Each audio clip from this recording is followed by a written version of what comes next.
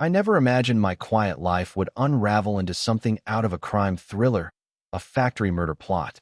For years, I kept my past buried deep, tucked away where no one could find it.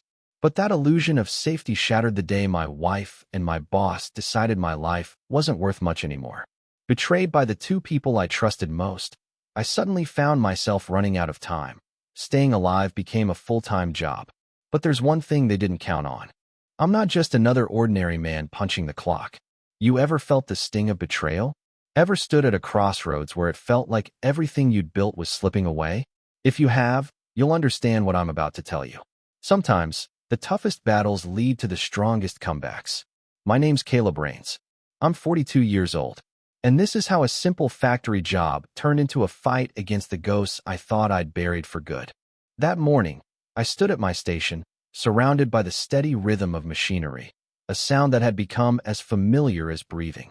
The factory floor at Ironvale Industries was my world now, a far cry from the covert operations I used to run. At 42, my hands were steady, my focus sharp, but this kind of work was a different kind of precision.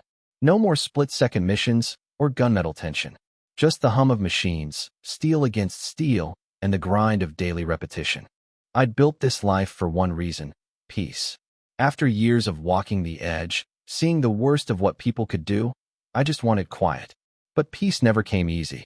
Even here, surrounded by the noise of normal life, the shadows of my past clung to me. They always did. My body still carried the scars from that old life, and my mind bore the heavier ones, the memories I couldn't escape. To my coworkers, I was just the quiet guy who did his job right. None of them knew about the tattoo hidden beneath my shirt, a black serpent coiled around a dagger, a mark of Shadow Unit. That life was gone, or so I told myself. These days, I kept my head down, worked hard, and said little. I was just another man trying to forget. But that day something was off. As I wiped the sweat from my brow, I felt it, a strange tension in the air, like static before a storm. My eyes drifted toward the administrative offices, and that's when I saw Erica, my wife of 8 years. She sat at her desk, poised and professional, her auburn hair pulled tight in a bun. On the surface, she looked the same as always, but something had changed. The warmth in her eyes was gone, replaced by something colder, more distant.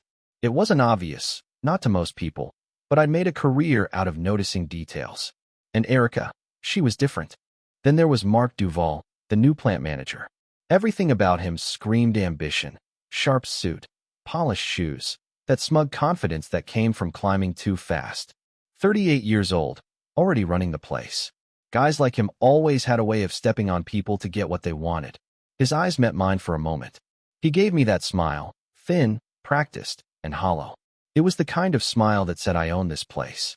And right then, something deep inside me stirred. Instinct. The kind I hadn't felt in years. Duval was dangerous. I could see it written all over him. The factory was big, a maze of iron and sweat, but I knew every inch of it. 3 years here had given me that. It was supposed to be my sanctuary, a place to disappear. But lately, cracks had begun to show. Erica was one of them. Her late nights, the secret phone calls, the faint trace of a man's cologne that wasn't mine. It all pointed to something I didn't want to admit. I kept brushing it off, trying to hold on to the illusion of normal life. But now, with Duval's presence growing stronger, the pieces were starting to fit together. As I made my way toward the administrative wing, I passed the rows of machines and conveyor belts, workers lost in their own worlds. They had no idea what was brewing under the surface. The lies, the danger, the betrayal. I'd chosen this job because it gave me purpose again. Not glory, not adrenaline, just honest work. A chance to rebuild. But as I reached Erica's office, a knot tightened in my chest. She looked up briefly when I entered, her expression blank, her voice businesslike. "We need to go over some changes to your health insurance coverage," she said, without even a trace of warmth. I sat down across from her, the silence between us heavy enough to crush the air. I watched her fingers move across the keyboard, movements I once found comforting. Now, they felt rehearsed, mechanical. I didn't interrupt. I just listened as she went through the numbers, deductibles, coverage limits, percentages. But it wasn't about insurance. It was about control, about dismantling my life piece by piece. Somewhere between her words, I realized this wasn't just an ordinary meeting. This was the start of something much darker. My mind began connecting dots, the distance, the secrecy, Duval's smirk. Everything I'd worked to build, my peace, my family, my second chance, was suddenly hanging by a thread. And in that moment, I knew. I wasn't just a factory worker anymore. I was Shadow 47 again. And this time, I wasn't fighting a mission. I was fighting for my life, and for the truth. When I stepped into HR that afternoon, the tension was so thick I could feel it pressing against my skin. Erica sat behind her desk, her eyes glued to the screen, typing with robotic precision. She didn't look up when I walked in. To her, it was just another day at the office. To me, it felt like the beginning of the end. "Caleb, sit down," she said flatly, her voice stripped of anything resembling love. Her voice, once soft, filled with warmth, now sounded like something mechanical, hollow, rehearsed. I hesitated before sitting down across from her. The hum of the factory outside was faint, but the silence between us was deafening. "We need to go over some changes to your health insurance," she said, still in that flat, businesslike tone. It was the kind of voice you used with a stranger, not a husband. She tapped her pen against a stack of papers, pretending to review something that didn't matter. I nodded, mostly out of habit, but my mind was miles away. I wasn't thinking about deductibles or premiums. I was thinking about her. For weeks now, I'd noticed the changes. The distance. The way she avoided my eyes. Erica used to smile at me like I was her whole world. Now, her gaze felt cold, almost calculating, like she was studying me instead of loving me. It started small, late nights at the office, calls she'd hang up the second I walked into the room. Then came the scent of cologne clinging to her clothes, something expensive and foreign. I tried to ignore it, to tell myself I was imagining things. But deep down I knew. The signs were there. My training had taught me to notice the smallest inconsistencies, the twitch of a hand, the change in breathing, the tone behind the words. It's what kept me alive back in Shadow Unit. And now, those same instincts were telling me something was very, very wrong. When she finally stopped talking about the insurance, I looked away, out the window, toward the motion of the factory floor. I didn't trust myself to speak. I wasn't ready to face what my gut already knew. But truth has a way of forcing its way in, no matter how hard you try to block it out. "Is that all?" I asked quietly, keeping my voice calm even though my heart was thundering in my chest.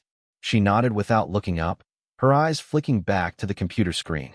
The woman I saw sitting there, focused, detached, unfamiliar, wasn't my wife. She was someone else entirely. I stood up, thanked her out of reflex, and turned to leave. Every step toward the door felt heavier than the last. That meeting didn't just feel strange. It confirmed everything my instincts had been whispering for weeks. Something deeper was going on, and it wasn't just about her pulling away. As I stepped back onto the factory floor, my senses sharpened like they used to on missions. Every sound, every flicker of movement, every detail hit me at once. The air felt different, heavier, charged with unease. The factory looked the same, but something was off. Workers moved through their routines, unaware of the quiet storm brewing above them. Duval was nowhere in sight, but his absence wasn't comforting. It was suspicious. I scanned the room automatically, my old habits taking over. The rhythm of the machines, the steady motion of the workers, but beneath it all, I felt eyes on me. Watching, measuring. Then I saw it. Erica, my wife, standing in a far corner with Duval.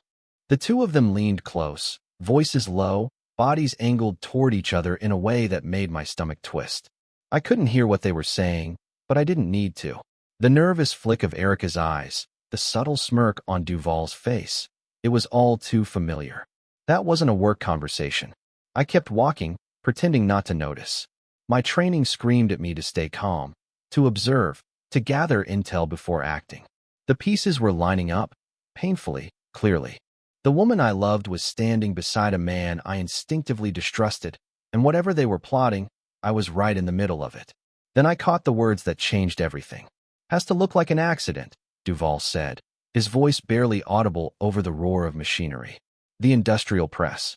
Tonight would be perfect." My body froze. The air in my lungs turned to stone. An accident.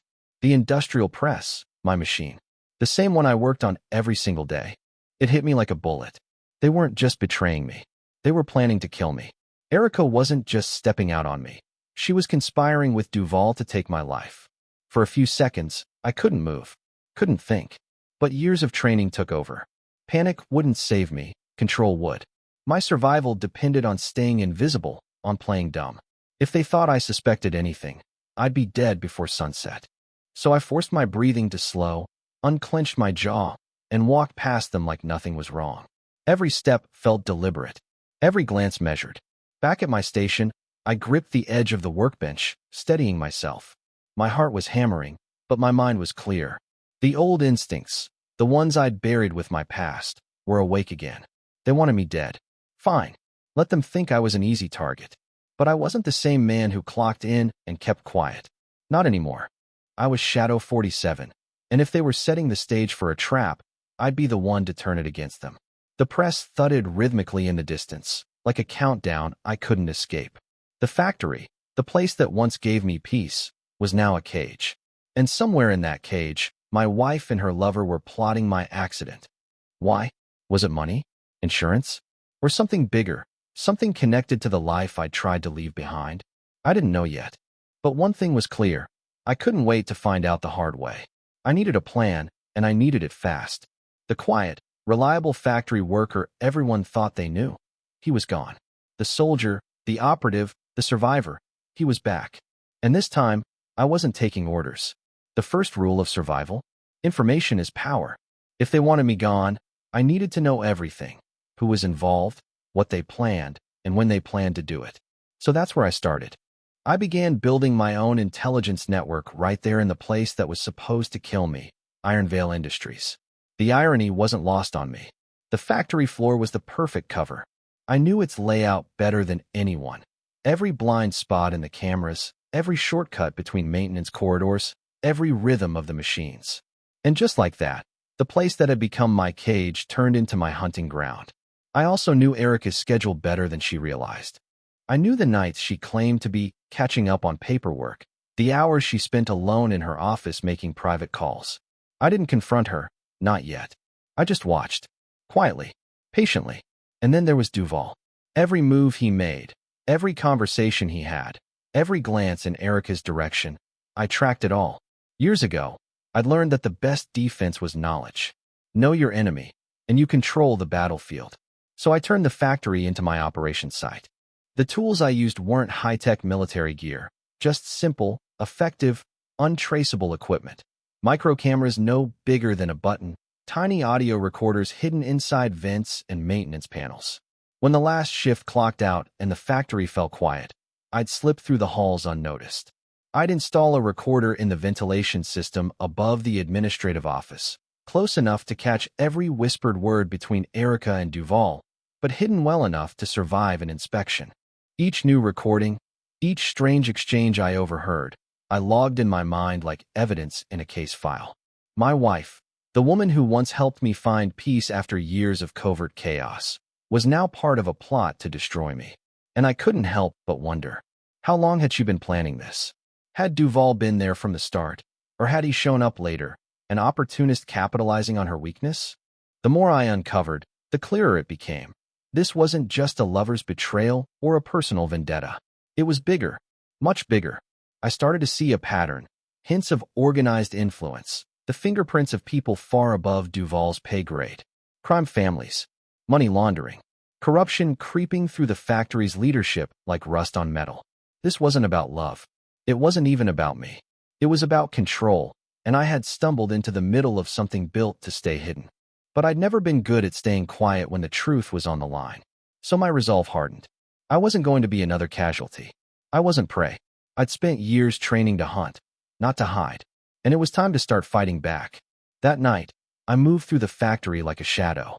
My steps were deliberate, soundless.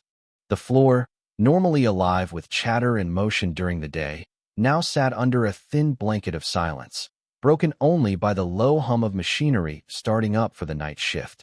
To most, it was an ordinary night. To me, it was the calm before the storm. I knew every inch of this building, every maintenance hatch, every blind corridor, every possible escape route. 3 years of work had etched its blueprint into my brain. But that wasn't all. My instincts were sharper now, cleaner. The man I used to be, The operative, the tactician, was fully awake again. And this time, the factory wasn't my workplace. It was my battlefield. Using my clearance and a few tricks I hadn't used in years, I breached the factory's internal system. Nothing fancy, just precision work. Security protocols meant to keep outsiders away now worked in my favor. From my laptop, I pulled up the surveillance feeds. Every hallway, every entrance, every angle. Duval, Erica, the security guards, all of them right there on my screen. The building that felt like a fortress to everyone else was nothing but a puzzle to me. And puzzles were my specialty. In the quiet of my small office, I studied the blueprints spread across my monitor. I'd already marked every exit, every choke point, every path that could lead me in or out unseen. The cameras were in place. The factory's internal system was under my control. Now, all I needed was timing, the right moment to strike. But even as I planned, my thoughts kept drifting to Erica. The woman I had once loved more than life itself was now a stranger with ice in her veins.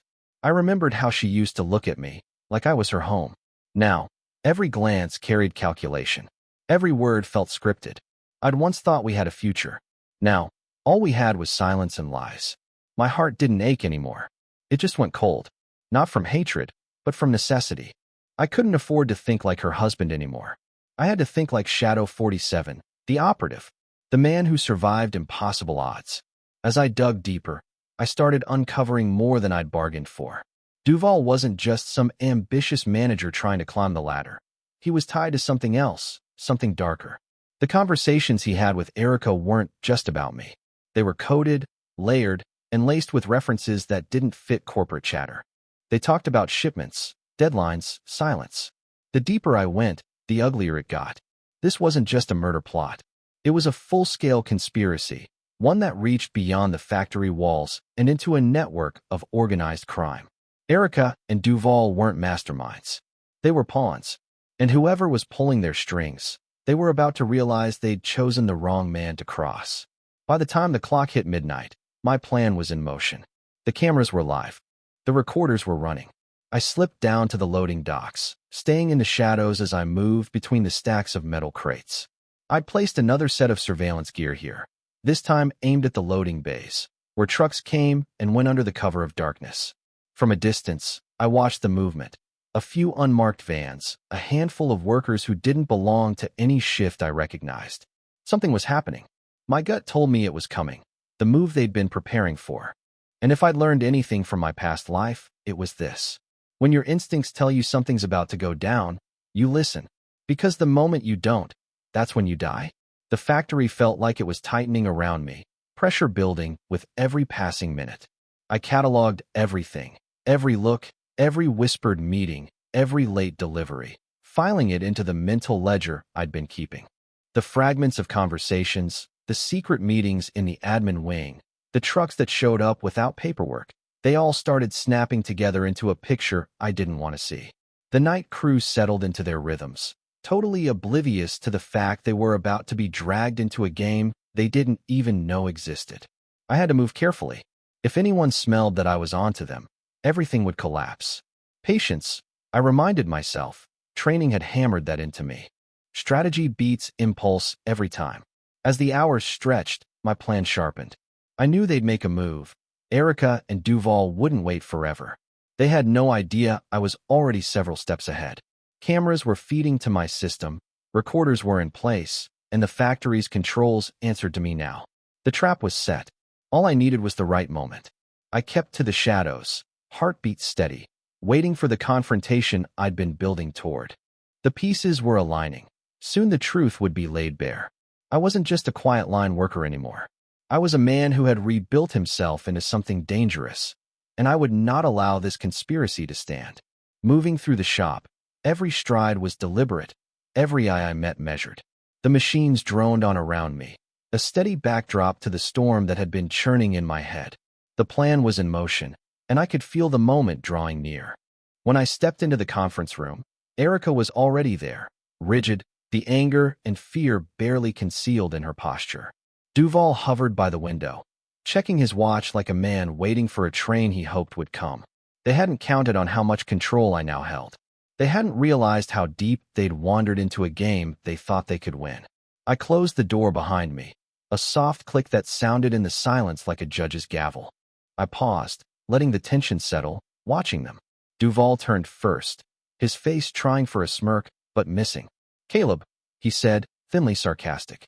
"I wasn't sure you'd show." I didn't answer right away. I stepped deeper into the room, slow and purposeful, feeling Erica's eyes track me as recognition, and fear started to cross her face. There was no running now. "You know," I began, my voice level but cold, "I've been playing along for a long time." I let the words hang. "But I've also been watching. I know what you two have been planning. The lies, the manipulation, the betrayal." Erica flinched, color draining from her cheeks. Duval's bravado cracked. His gaze flicked to the door as if searching for an escape. My eyes never moved away from him. "You thought I was just a washed-up factory hand," I said slowly. "You thought I'd be easy to get rid of?" I let that settle in the quiet. "You picked the wrong man to underestimate." Duval's expression changed, confusion, then dawning terror. "What are you talking about?" he asked, more desperate than curious. I closed the distance between us. "You're dealing with someone who used to be Shadow Unit," I told him. "A place where we learned to see danger long before it arrived." I watched the color leave his face. "You made a mistake, Mark. A big one." Erica stood up, voice shaking as she tried to patch the hole she'd opened. "Caleb, please, you have to understand, I didn't." "No," I cut her off. My tone turned icy. "I don't want to understand." I stepped forward, the words aimed and final. "You were part of a plan to have me killed. You wanted me to die under the press I've worked on for years. All for money, for ambition, for whatever warped future they'd sold each other."